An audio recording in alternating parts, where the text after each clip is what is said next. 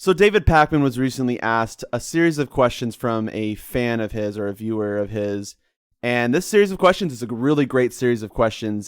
Do you think social media has polarized discourse on relatively everything, especially politics? If so, what do you think is a better solution for how do I say, keep the polarization at bay? Well, I think that what you have to do is you have to consider it's sort of like when people say, if it weren't for the internet, you wouldn't have some identity theft scams, you wouldn't have cyberbullying, they list all the bad things. But most of us, I mean, pretty much everybody I've met, still believes that the internet has done more good than harm, so it's a net benefit.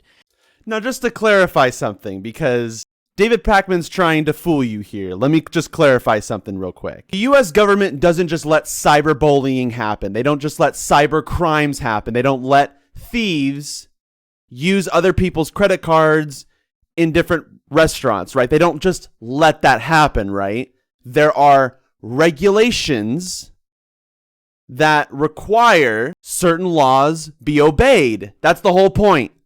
You have to regulate some of this shit, right? That's the whole point. If we couldn't regulate those things, then we probably wouldn't have the internet. So we need regulations to some degree. I think it's similar. I mean, social media has allowed the democratization of news reporting. It's allowed all sorts of different people to connect and to establish relationships. So there's no regulation whatsoever. How is that democratic? How is that inherently democratic? It sounds like these private companies can pick and choose who goes on their platforms, which seems pretty unfair. I mean, if you censor people left and right, then you're preventing the general public from seeing what you're hiding. That's problematic, isn't it? Allowed independent media to grow and the creation of all sorts of businesses, and it's also done lots of terrible things. I still think that it's a net benefit, and I think that that's what we have to keep in mind. It's sort of like, go back to agriculture.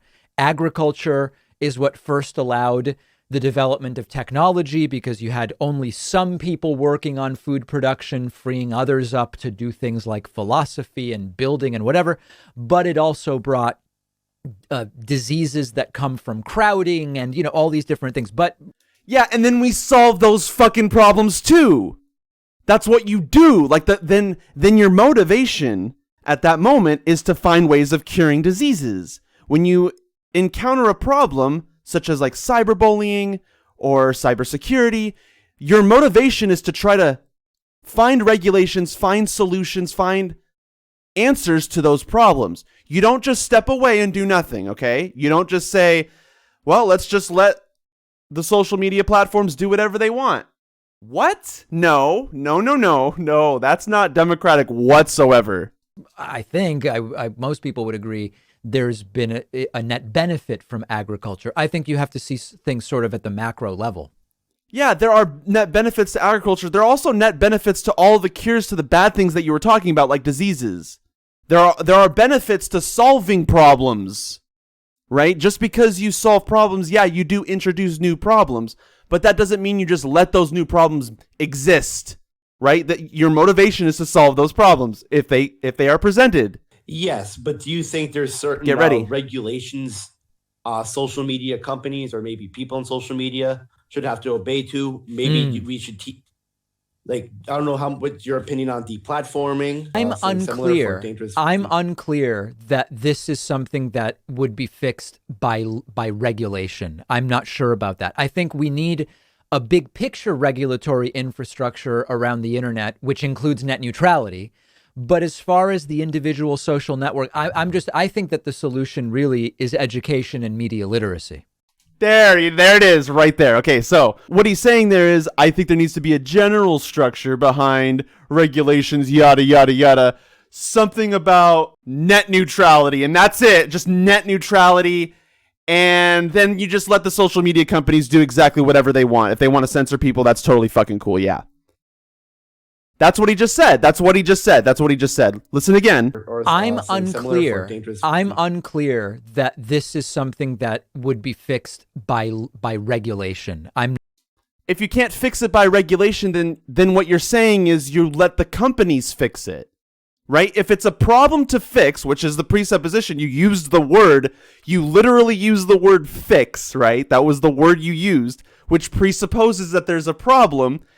If regulation is not how you solve it, David, then how do you solve it? Who's gonna solve it? It's the company itself.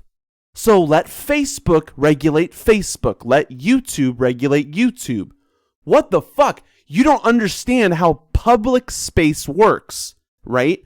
So in the US, we have physical land that you can walk on.